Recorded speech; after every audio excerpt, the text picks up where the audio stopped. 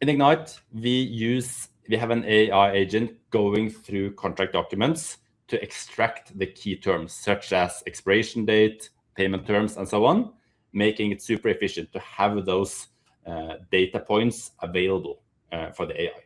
So that's a prerequisite.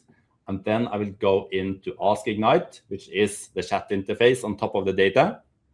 I have prepared a prompt for this, where I basically am asking the AI to identify discrepancies between what is the contracted payment terms and what was actually invoiced. And then in addition, I'm instructing it to calculate the cost of capital given 10% cost of capital.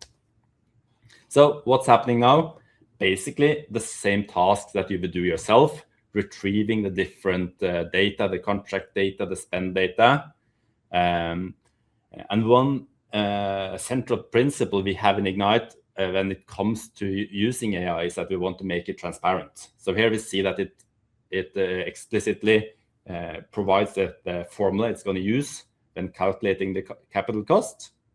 It's retrieving different the contracts we have with the payment terms, the actual payment term, and so on.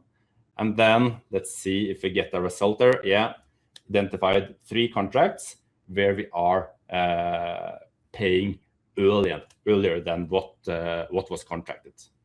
You can see the gap and as well the actual capital cost, the lost money on this.